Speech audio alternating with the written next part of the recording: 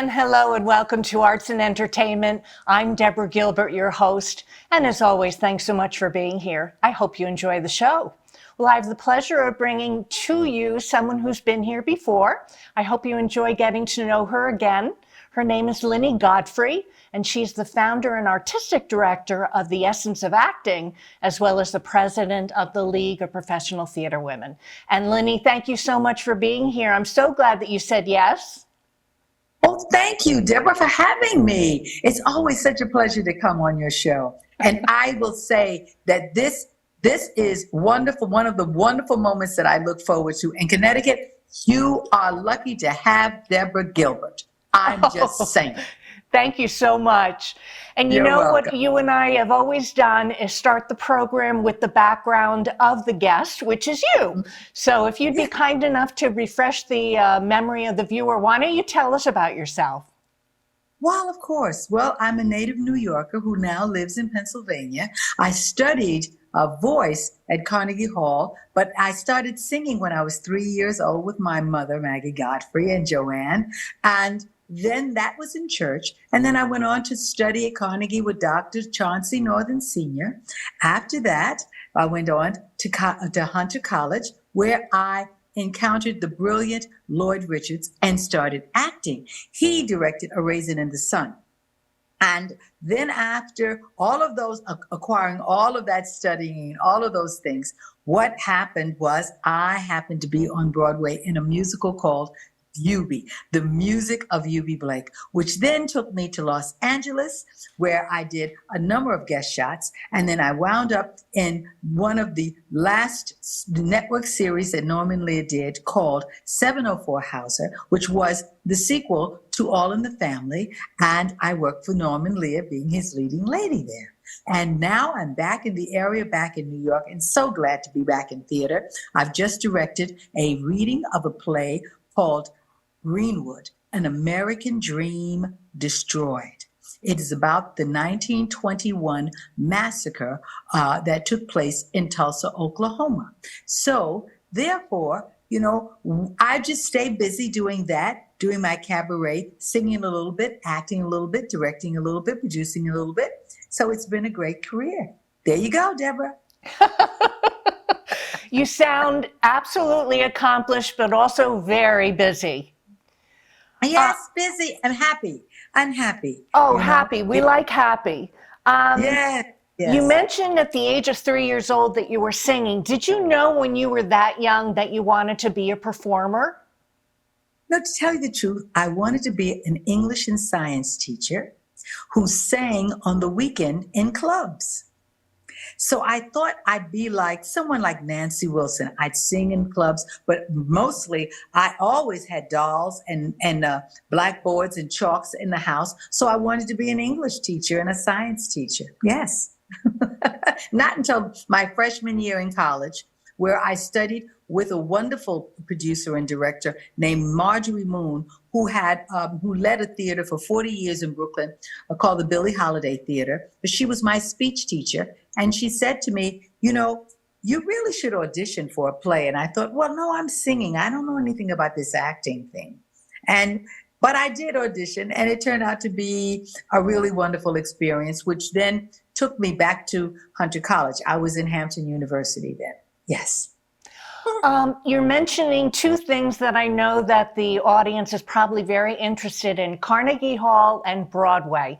Why don't you tell us about those experiences? Well, I started studying at Carnegie Hall when I was 9 years old, and I studied with Dr. Northern until he was 90, and I was in my late 30s. It was a wonderful experience going in, and most people go in the front door, but there's a side entrance that no one knows about, that all the performers who study go up, and being in that elevator. And I remember as a child, my mother started taking me there for my lessons.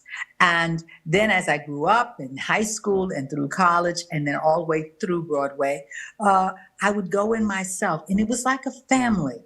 It's a wonderful, wonderful edifice. It's wonderful, but to be behind the scenes in it is absolutely incredible. And that's how I grew up in New York City, right there, 56th Street. You all go on in 57th, but I would always go in 56th Street. Oh, tell us about Broadway. I know we have a lot of actors that are excited and wish they were there. What was that like? The Broadway experience is like no other experience. The acting part of it, you do that on every stage. It's what happens to you when you're in New York. It's the audiences, it's the attention that you get, the articles written, the television shows that you appear on. It was such a wonderful, wonderful time to know UB Blake. I did the showcase called Shuffle Along about a year and a half before we about a year before we went to Broadway, and it was a wonderful experience. It was four of us, and then it was picked up to go to Broadway. The cast was increased, and we all hit Philadelphia first, Walnut Street Theater, and we played and we broke records there. And then we opened in September 20th in New York City, and it was absolutely wonderful. We had our opening night at Sardi's. Our preview night was at the Stork Club. It was like Hollywood in New York. It's just nothing like Broadway. I always say to young people that the Broadway experience is absolutely fabulous, and it's in a lifetime thing. Some people get a chance to do it more than once, but really just strive to be the best performer that you can. If it takes you there, that's fabulous. But you take Broadway everywhere you go, to take that level of excellence everywhere you go. Where did you go after you went to Broadway? You had mentioned several things in our introduction. What happened when you left Broadway? When I left Broadway, I got an offer to do a role that I thought, well, I don't know if I'll ever get a chance to do this. It was Lola in Damn Yankees, where at Hartford Stage, Connecticut. And I went there, and it was the most wonderful experience. We broke records up there, and we really did think that we would move back to New York. But then I got more offers to do more regional theater. So for the next 2.5 years, I did regional theater all over the country, doing all these wonderful, wonderful shows. Sweet Charity. I did, like I said, Damn Yankees, Ain't Misbehaving. I did everything. It was just a wonderful experience. And then my husband came up with an idea as he was looking at television. He said, a lot of your friends are on television out there in Los Angeles. Don't you want to go? And I went, well, yeah, but we're here in New Jersey. What are we going to do? You are working, He said, well, why don't you try it? Go out for about 3 months. And if you can't, shake the trees by then, it's time for you to come back. And so there I went with 2 suitcases out to Los Angeles to stay 3 months, and I stayed 10 years. I did 3 different television series. One was a Saturday morning series called The New Monkeys, and I played a computer where they painted my whole face green. And I sang and talked on that. And then I was in Amen. I played the leads, Anna Marie Horsford's best friend. And then I had my own series, 704 Hauser, with the great and wonderful Norman Lear. And I just love him. I miss him to this day. God bless him. He lived to 101. So that was kind of how it evolved. You go out, you try, you don't know what's going to happen. But my first audition, I got to do a wonderful play. And then the second audition was a commercial. And, so it just kind of fed on and on and on. Yes. Mm-hmm. If you were going to look at your life and say, this thing happened with theater, this thing happened with film and television, which medium do you prefer? Oh, whichever I'm in at the time, because they're all so very unique and so different. The theatrical experience is one where you really have to be consistently on your toes and in the moment every single time, because it's live, it's in front of an audience, and there are no retakes. There's nothing. You do it, you either get it right or you don't get it right, and you try for it the next day. But television and film, they're a little slower. You have time to concentrate. You have time to give different interpretations. And that's also a different kind of technique. It's smaller. What you would do on the stage would be a grand gesture. You just do a small little one in television and film. So everything has its unique, I think, calling for me. And so I enjoy whichever it is I'm doing at the time. So when you left Los Angeles, if you will, from television and film and commercials and whatever else you were doing out there, which is wonderful, what brought you back to the East Coast?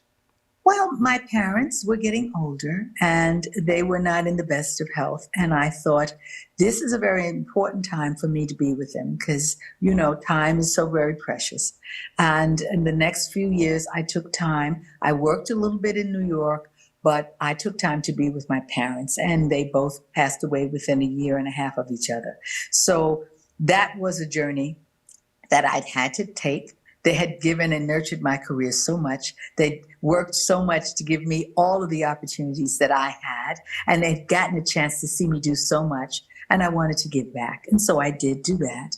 And then it was about establishing why I wanted to stay in the business. What did I want to do for me? I did so much to make them proud.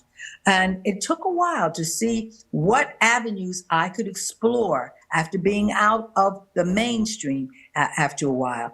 And so I followed my husband to Virginia. He worked for ExxonMobil, so we had a wonderful lifestyle down there. I worked at Arena Stage, at the Kennedy Center.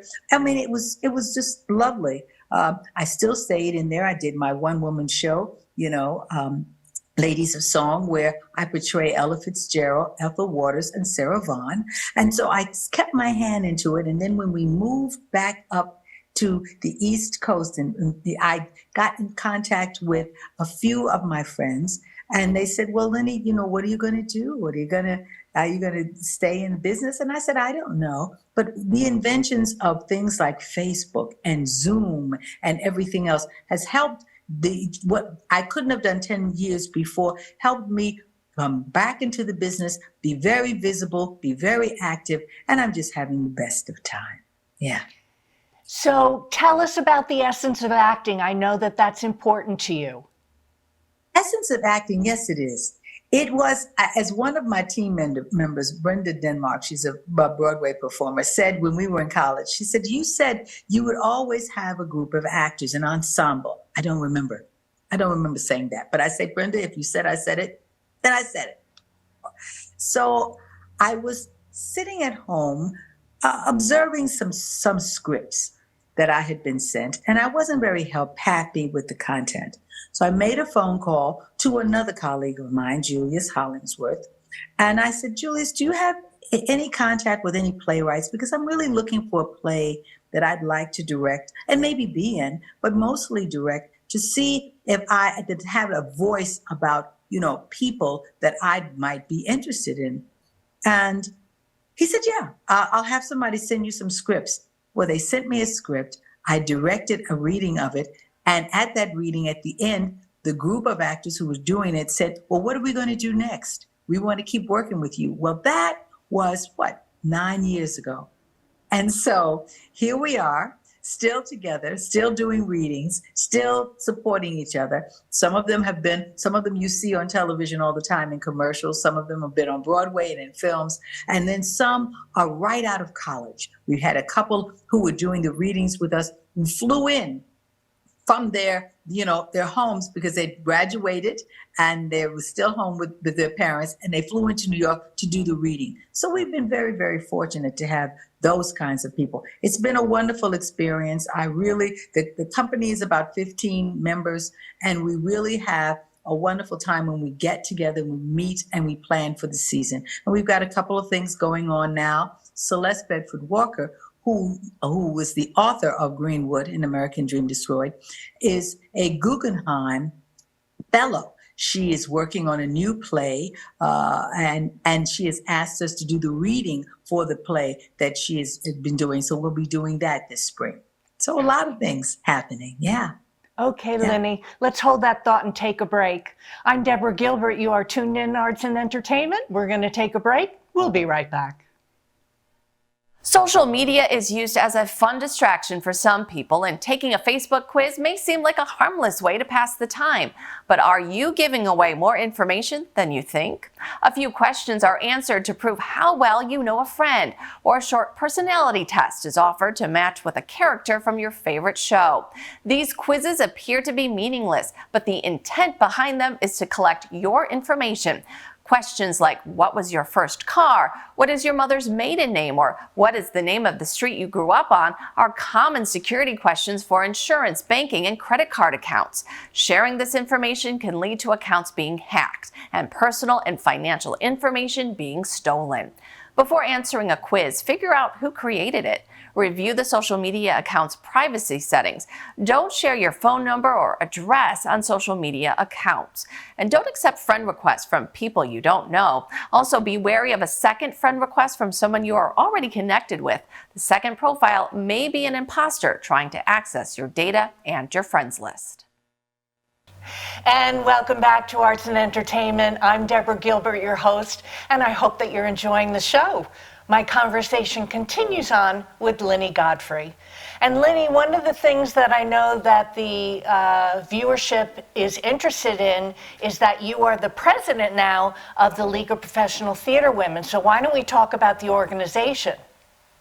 Oh, please. And I'd like to say I'm welcoming Miss Deborah Gilbert as one of our new members, and we're so proud to have her. Thank you so very, very much. Oh, thank you so much. I'm so honored to be a part of the organization. Thank you for that.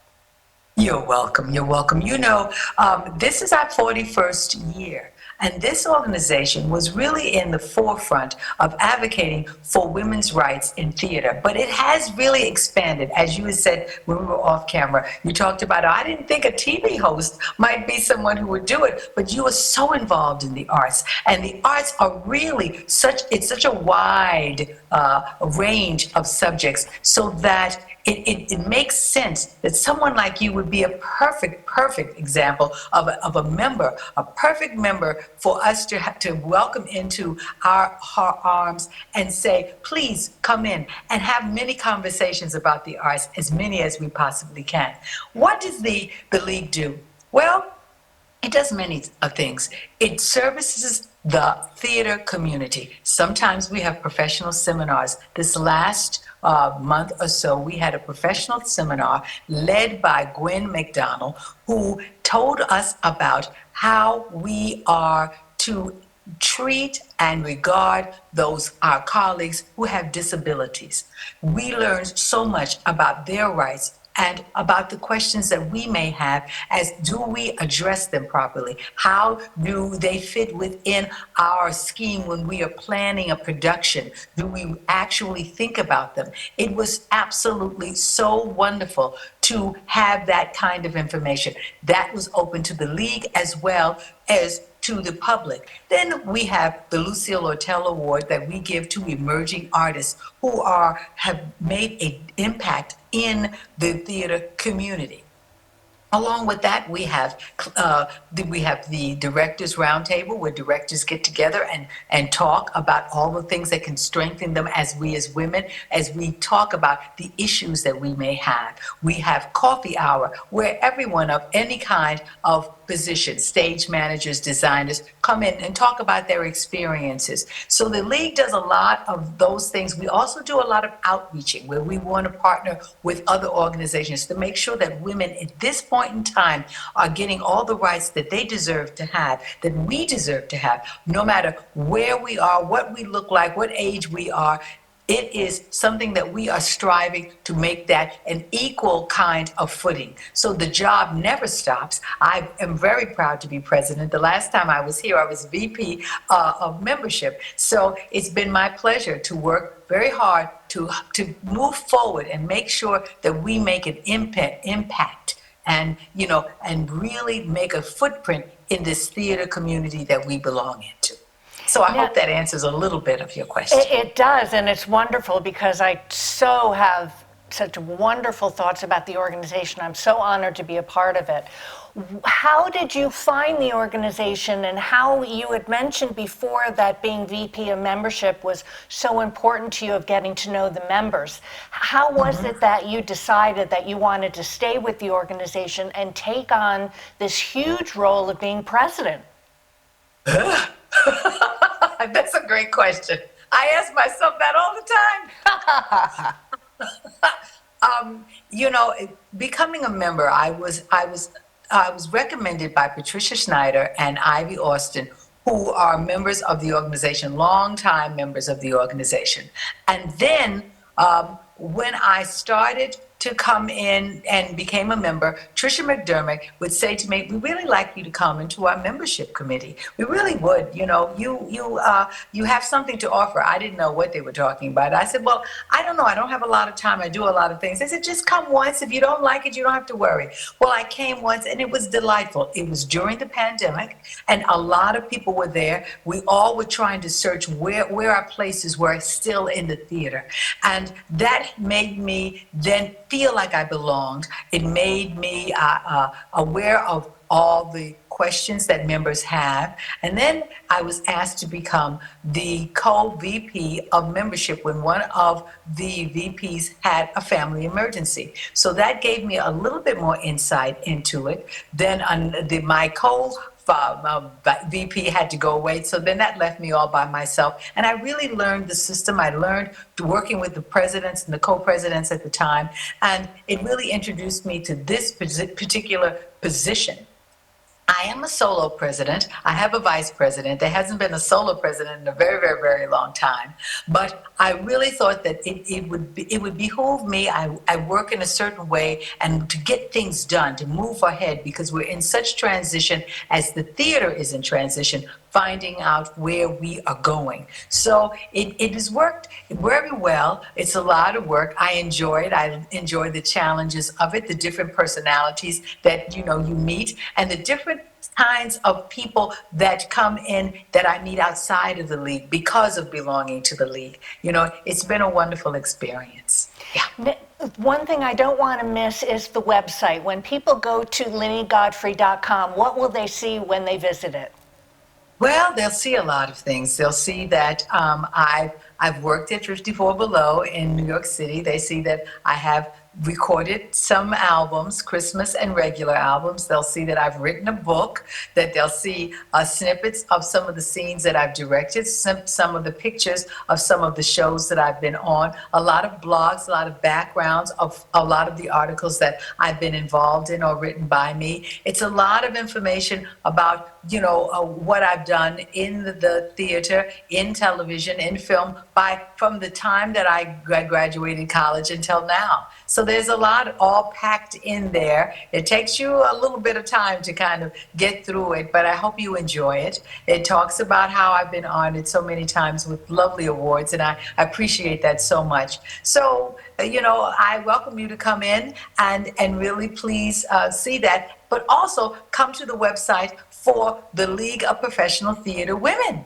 Go www.theaterwomen.org. Go there, look at all of the things that we're doing. Also, you'll see me sometimes on some of those pictures. Sometimes you won't. You'll see other members. And so I'm very proud of that organization too. And then there's essenceofacting.org. Go there and look at what Essence is doing. So there are lots of websites that you can visit and find out what's going on in the theater in my world.